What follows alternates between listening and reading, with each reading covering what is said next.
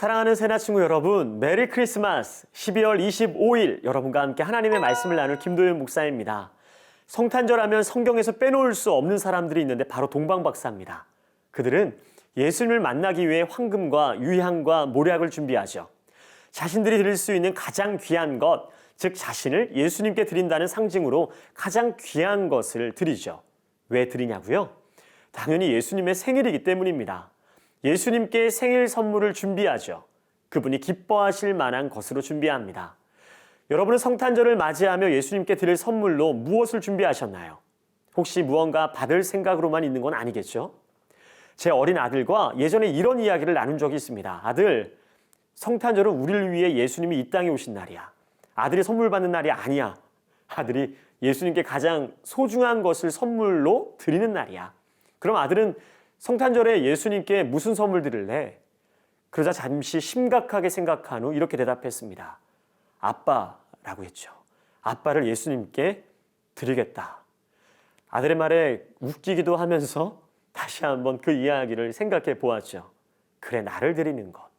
예수님 생일에 나를 주님께 드리는 것이야말로 예수님이 가장 기뻐하실 선물일 텐데.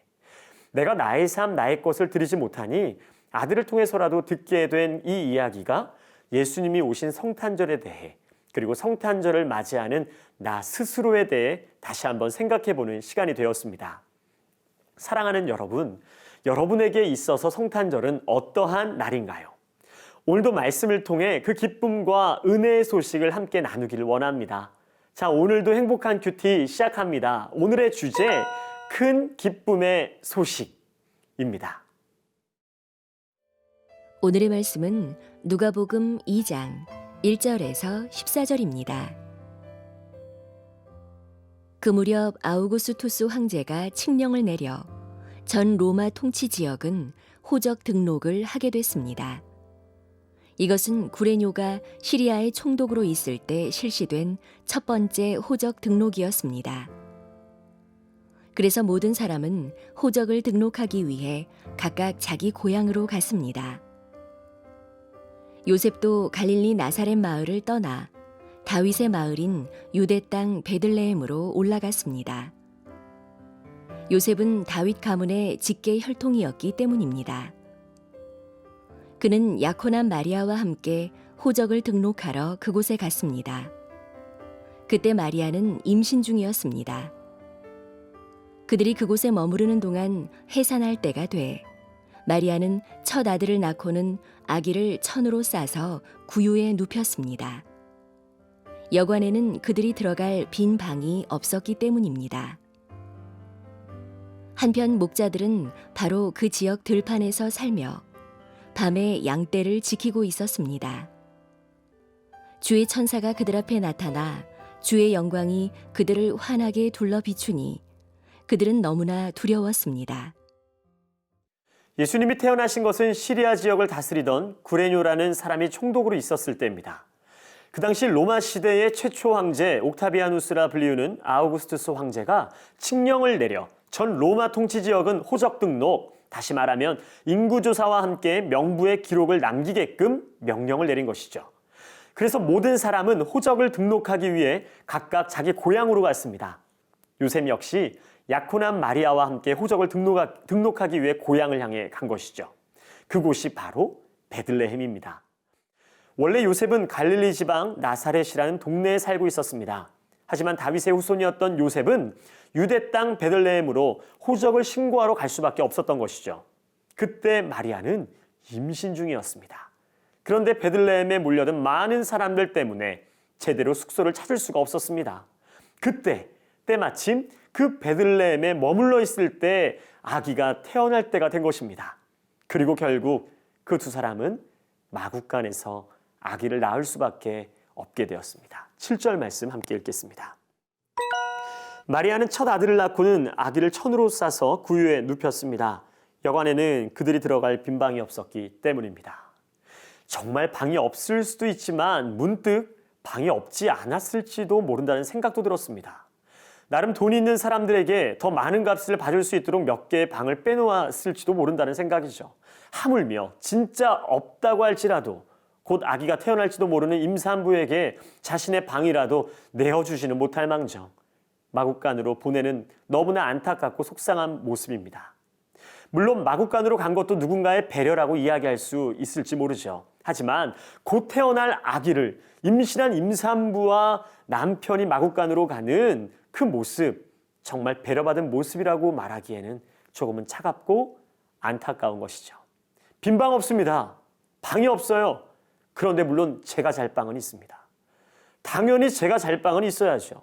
맞아요. 꼭 내 방을 내줘야 할 필요는 없습니다. 나도 자야죠. 나도 살아야죠. 나도 힘들고 어려우면서까지 남을 위해 배려한다는 것은 어쩌면 어리석어 보일지 모른다라고 말할 수 있습니다. 그리고 내 방을 내어주지 않았다고 꼭 나쁘고 못된 사람이라고 이야기할 수 없습니다. 그런데 이상하게도 마음 안에 안타깝고 조금은 불편함이 느껴지는 것은 사실이죠. 오늘을 살아가며 우리에게 있어서 다른 누군가에게 피해를 주지 않으며 사는 것, 그것만으로 훌륭하고 잘 살고 있는 것이라고 괜찮은 삶이라고 이야기합니다. 하지만 하나님을 사랑하고 이웃을 사랑하는 우리의 삶은 누군가에게 피해를 주지 않음에 만족하고 그 삶에 안주해서는 안 된다는 것입니다. 예수님을 바로 보여주는 삶, 예수님을 닮기 위해 노력하는 삶이 되어야 합니다. 자신을 위해서는 아낌이 없으면서도 우리를 위해 모든 영광을 버리신 예수님을 위해서는 뭐 하나 드리는 것을 아까워하며 마음 없었음을 반성해야 합니다.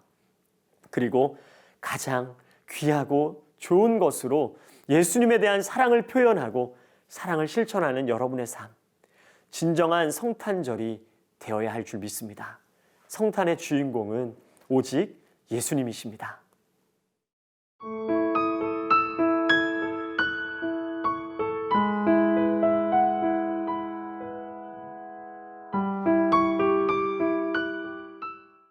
(10절) 말씀을 함께 읽도록 하겠습니다. 천사가 말했습니다. 두려워하지 마라. 보아라. 내가 모든 백성에게 큰 기쁨이 될 좋은 소식을 너희에게 알려준다. 천사가 나타나 모든 백성에게 큰 기쁨이 될 좋은 소식을 이야기합니다. 일반적으로 그런 모든 백성에게 기쁨이 될 소식이라면 지위가 높은 사람에게 전해지거나 많은 사람이 모인 곳에서 선포되어야 합니다. 그런데 예수님의 탄생 소식은 한밤중 양떼를 지키는 목자들에게 먼저 임했다는 것이죠. 그때 당시의 목자들은 비천한 사람들이었습니다. 그런데 그들에게 먼저 성탄의 소식이 전해진 것이죠. 이 얼마나 감격적인 일인가요? 하나님 나라의 복음은 이토록 어떠한 신분과 위치와 상관없이 전해집니다. 빈부의 격차와도 전혀 상관없습니다. 높고 낮은 어떠한 지위와도 전혀 상관없습니다. 그저 모두에게 동일한 기쁨과 희망의 소식이죠.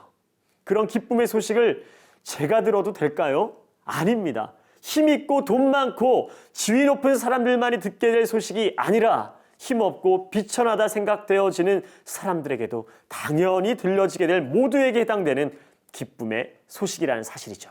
그런데 14절 말씀에 보면 지극히 높은 곳에서는 하나님께 영광이요 땅에서는 하나님의 은총을 입는 사람들에게 평화다 이야기를 합니다. 하나님의 은총을 입는 사람들, 개역개정 성경에는 하나님이 기뻐하신 사람들이라고 이야기하는데 무슨 말일까요? 여러분, 큰 기쁨의 소식이 모든 백성에서 하나님의 은총을 입는 사람들로 축소가 돼요. 그 소식을 듣고 실제로 평화를 누리는 사람은 많지 않은 것입니다. 천국은 마음이 가난한 사람에게 허락된 곳이기 때문입니다. 사랑하는 여러분, 예수님의 탄생이 우리의 기쁨이 되기 위한 조건은 단 하나입니다. 그것은 바로 낮아짐입니다. 하늘의 모든 영광을 버리고 이 땅에 오신 예수님과 마주하기 위해 우리도 말구유로 가야 합니다. 겸손함으로 주님의 오심을 바라봐야 합니다. 그때 우리는 그 위대하신 예수님의 사랑과 우리를 향한 구원의 은혜를 마음껏 누리게 되는 것이죠. 그것이야말로 진정한 기쁨인 것입니다. 사랑하는 여러분, 성탄의 기쁨의 소식은 믿는 우리들에게뿐만 아니라 모든 사람들에게도 함께 들려져야 할 기쁨의 소식입니다. 축소되어야 할 소식이 아니라 모든 사람들이 누려야 할 분명한 기쁨의 소식임에 틀림없습니다. 믿는 사람에게만 축제의 날이 아닙니다. 소망 없이 살아가는 이 땅의 수많은 사람들에게도 동일한 기쁨의 소식이 될 수 있습니다. 이러한 믿음을 가지고 우리의 가족과 이웃에게 이 소식 전하며 증인된 삶을 살아가는 모두가 되기를 주님의 이름으로 축복합니다. 오늘만 성탄절이 아니라 매일매일 주님이 오신 것 같은 기쁨과 감격으로 살아가는 여러분 되기를 축복합니다. 오늘도 여러분의 하루를 응원합니다. 메리 크리스마스. 함께 기도하겠습니다. 사랑하는 주님 감사합니다. 나를 구원하러 오신 예수 그리스도 그분께 감사하며 찬양하며 나아가는 우리 모두가 될 수 있도록 더불어 증인된 삶을 살아가는 우리 될 수 있도록 인도하여 주옵소서. 감사와 찬양을 드리며 예수님의 이름으로 기도합니다. 아멘.